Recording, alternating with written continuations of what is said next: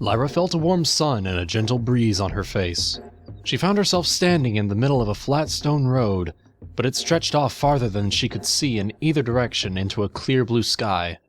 Flat green fields were on either side. There were also tall poles with ropes stretched tight between them, for some indiscernible reason running along the side of the road. A faint smell hung in the air, a bit like something burning, that Lyra couldn't identify the source of. But what really concerned her was that gigantic sign towering over everything. A 15-minute call could save you 15%. It was written in legible equestrian, even if the actual meaning didn't make sense. The part that bothered her the most was the picture of a lizard next to it, not a human. And it looked much more like a photograph than a drawing. Maybe it was a gecko, but the word was spelled wrong. Did Celestia really send me to the human world? I don't see any other humans around. What if there's been some mistake? She turned away from the sign. If there was a road, it would go somewhere. She just had to follow it. She chose the direction going away from the sign and started walking. Lyra stared down at her feet, which treaded along the yellow line painted down the center of the road. Who painted it? Hopefully not a giant lizard. It seems to stretch on as long as the road itself. Just moments ago, she'd been standing in Canterlot Castle. Now she was somewhere else. These fields all seemed close enough to what she was used to in Equestria, but the road itself, those weird poles, and that sign with the lizard, proved this was definitely some other world. Whether or not it was the right one remained to be seen. A few minutes passed without any event. Then there was a low rumble coming from behind her. She turned around to see some kind of object coming towards her. It was getting closer and fast. She stood there stunned. It came right past her, swerving to the side and making an incredibly loud noise like a trumpet blast, forcing her to clap her hands to her ears. That burning smell got stronger as it passed. That was one of them! The carriages from her dreams. Like the one she'd tried to make herself out of Applejack's cart. And there was also one in that photograph of her parents. Humans drove them. They were real, and Lyra had just seen one in real life. As horrifyingly fast as it had been, she was excited. There could have been a human inside that thing. Lyra was grinning. It had been going in the same direction she was headed, and by now it was a tiny speck in the distance. Lyra headed over to the side of the road. If more were coming, she didn't want to be in the way. She knew from experience that it was hard to steer those. Continuing on, she saw a green sign, about eye level, not massive like the lizard one, with just a few words on it. She stopped in front of it. Des Moines. How am I supposed to pronounce that? And what is it? At least the other sign had been in readable equestrian by some stroke of luck. But I have no idea what this means. Mayonnaise?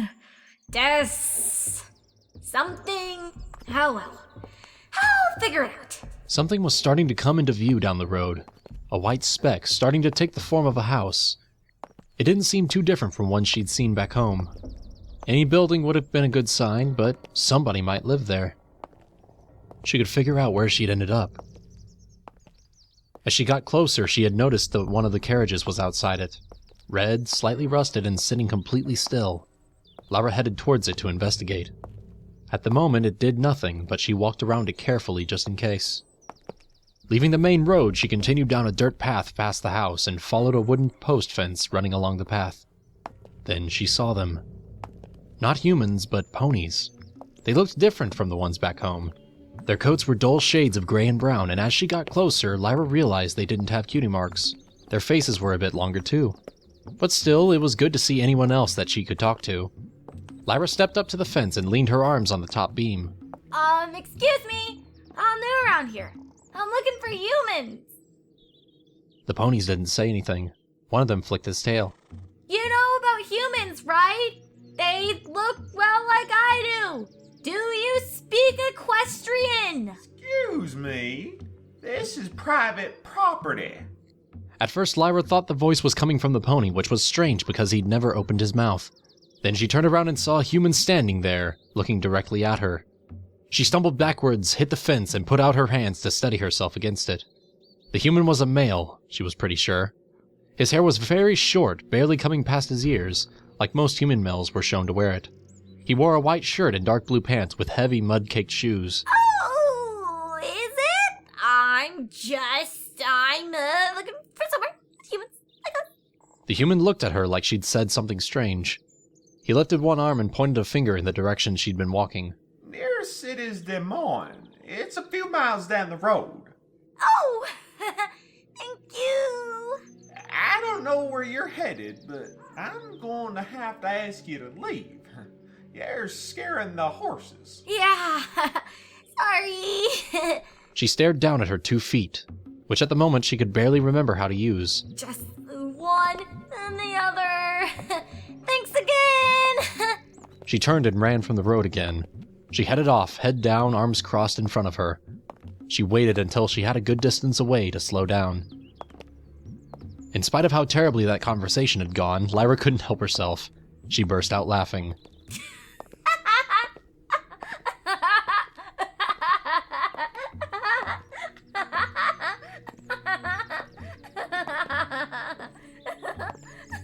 I just talked to a real human!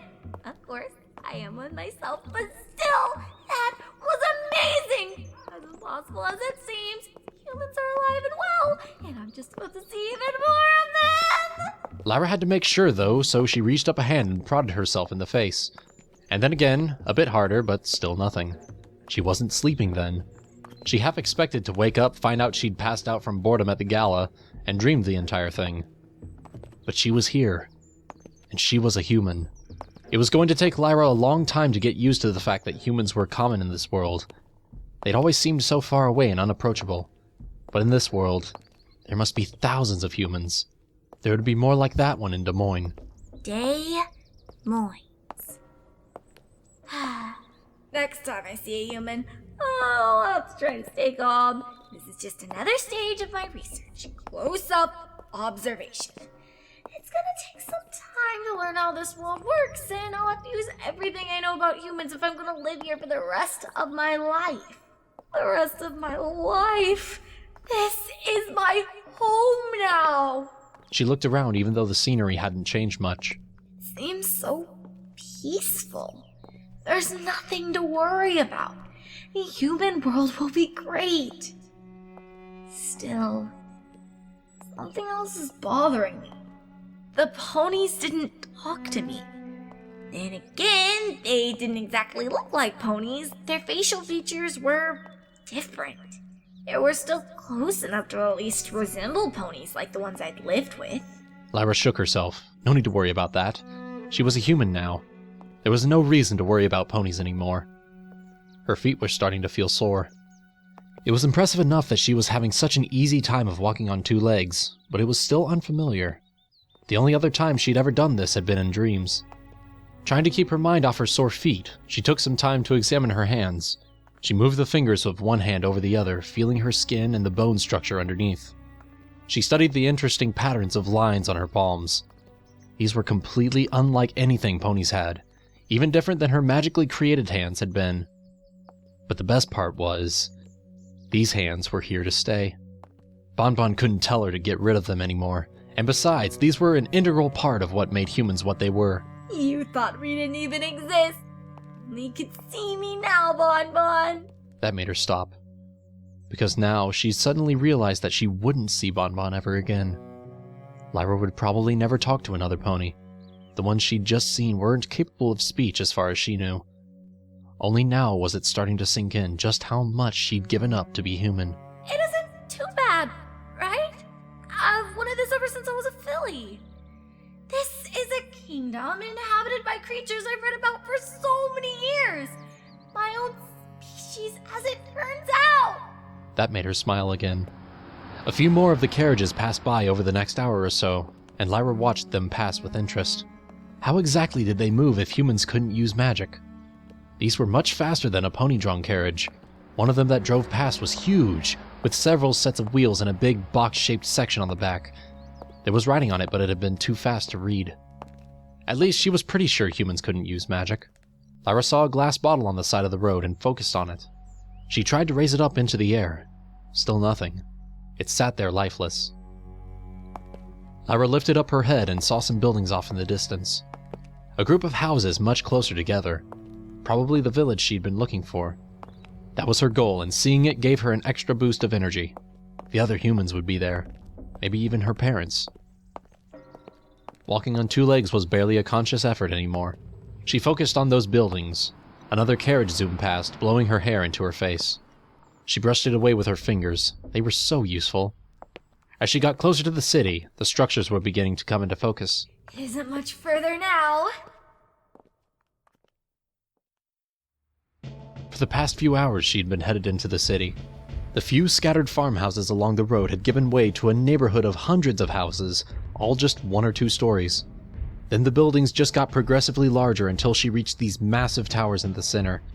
This could easily be the capital of the human world, or at least whatever country she was in. Lyra stared up at the tallest of the buildings. She was right underneath them now. This one must have been at least 30 floors, capped with a dark pyramid shape. It was dizzying being so close to it. She'd seen some tall buildings in Equestria. These particular buildings, though, they seemed absolutely massive. Once they'd come into view, she'd been able to tell that they were big, but they were definitely larger than anything in Manhattan. And they even would have dwarfed Canterlot Castle, which could be seen from miles away in Ponyville. Just like Princess Celestia said, these humans are far more advanced than the ones in Equestria had been. Her neck was craned up as she walked, trying to see the top of the tower, and she bumped into a human. Excuse me! Which way you're going? There were hundreds of them. Humans everywhere. All different colors, but as Lyra had expected, the spectrum of human colors ran from dark brown to light tan, like herself. There was a bit more variation in hair color. Lots of brown and black, but also a few reds, yellows, and grays. Lyra was conscious of her own green hair. Nobody seems to be making a big deal about it, but I have been getting a few looks. Maybe it could just be an especially rare hair color for humans, like how Rainbow Dash was the only pony I knew with multicolored mane like that. It hardly feels real. I'm here in the middle of a human city, surrounded by them at all sides, and I fit right in! I'm one of them! I may have been raised by ponies, but I'm human at heart. There's just so much energy here. Ponyville's such a quiet little town. Most days at least, but a normal day here is filled with so much motion. Humans walking in all directions, flashing lights everywhere, like it's a festival. And those carriages are running right in between all the buildings. Apparently they can slow down enough to be controlled with precision in tight passages. Whatever magic humans use, they have excellent control over it. That's the only explanation that makes sense. Lyra was watching the humans around her, but none of them were actually using magic. At least not anything that she recognized. They carried everything with their hands, but of course they would. If you could choose between carrying something with your mind and having a real, solid physical grip on it, the choice was obvious. Still, she wasn't sure how these carriages and lights would be working if humans didn't have any kind of magic. She was at another street corner waiting to cross. Lyra had decided she would only try to cross in a group. At these intersections there were panels that lit up with pictures of human figures and bright red hands. That on its own had instantly gotten her attention. After watching the behavior of the humans, she determined that the hand meant stop, and the walking human meant to cross. Either way, it was best to follow another human across just to make sure. One of the carriages pulled up and came to a stop. There was loud music playing from inside it. Well, more like just a low bass beat that seemed to shake the ground. Lyra turned to stare at it as she crossed and saw a human in the front seat tapping his hands with the rhythm. Where's the music coming from, though? Lyra kept going deeper into the city, but she was feeling lost. This network of buildings and streets was like an endless maze, and she wasn't even sure where she was headed. She just wanted to see everything. There were signs and words all over the place, even if not all of them were very clear. How am I supposed to know what drive up in ATM means? And I'm pretty sure Quiznos isn't a word, or maybe it is. Maybe I don't know as much about this world as I thought. One building with large red letters was apparently called Marriott. It seemed to be a hotel. That reminded her she needed a place to stay. But there was no way she'd be able to do that without some money. Whatever humans used as currency, she didn't have any of it. Besides, this hotel looked incredibly fancy. From what she could see of the lobby, the rooms would be even nicer than a private suite in Canterlot Castle. Down the street she saw a store with some books on display in the windows. Lyra paused and looked at the titles. These were different from equestrian books. The covers were interesting, usually with full-colored photographs on them, but they were hardly thicker than the pages. There were a couple traditional hardbound books in the mix, but those were a minority. Lyra walked inside to look around, a bell ringing as she opened the door. A few tables were set up in the front, with some books set up, and towards the back there were rows of shelves. Oh, hi there. How's it going? Just fine. Good, good. Well, let me know if you need anything. Thanks. She headed into the shelves at the back without looking at him. It's such a casual greeting. Pony would do the same thing if I walked into their store, but this is a human, a creature that had just recently stopped being a picture in a book and is suddenly speaking to me. It's gonna be hard to get used to that. It was quiet here, and the smell of paper reminded her of home. It was good to see that humans valued books just as much as ponies did. Lyra ran her fingers through her hair, enjoying the sensation as she tried to decide on a course of action. Her attention drifted to the books in front of her. Some of them had been placed with the covers facing outwards instead of the spines. The names of the authors were featured even larger than some of the titles. Robert Jordan, Stephen Erickson, Thomas Michaelakos. Humans have such interesting names. She picked one up off of the shelf. It felt heavy in her hands, but it was a nice weight. The humans pictured here looked more like the ones she knew about from her books based on the clothing styles. On closer inspection, this cover was a painting, not a photograph. The thatched-roofed houses in the background could have been just like the one she lived in with Bonbon, but instead of ponies there were humans, dressed in armor and carrying long blades and axes with them. Putting the thick book back on the shelf, she noticed the label on top of the shelf. So this is the fantasy section? But these are the only things that look very familiar from my studies. Everything outside seems more like a fantasy, to be honest. Lyra wandered around the store for a little while longer. Most of the books here were fiction. Still, just about every single one was about humans, so they were all fascinating to her. She'd just like to know how things here in her world worked. She felt so lost here. I can't let myself feel overwhelmed. The first thing I have to do is earn some money. Then I can worry about finding a place to stay and getting something to eat. Lyra noticed for the first time that she was hungry. Probably something to do with the long walk into the city. Leaving the store, she headed further down the street. The number of humans she saw was truly staggering. In Ponyville, she'd known just about everyone else. Canterlot had even seemed like a big city. But here, there must be hundreds of humans. The buildings gave way to an open green park. It was amazing how similar it was to the one in Ponyville. There was grass, trees, well-maintained gardens. There were a few humans walking through, so she'd have an audience. That was the important part. Lyra sat down on a bench, just like she did back home. She took her lyre out of her bag, set the case down in front of her, and started to play.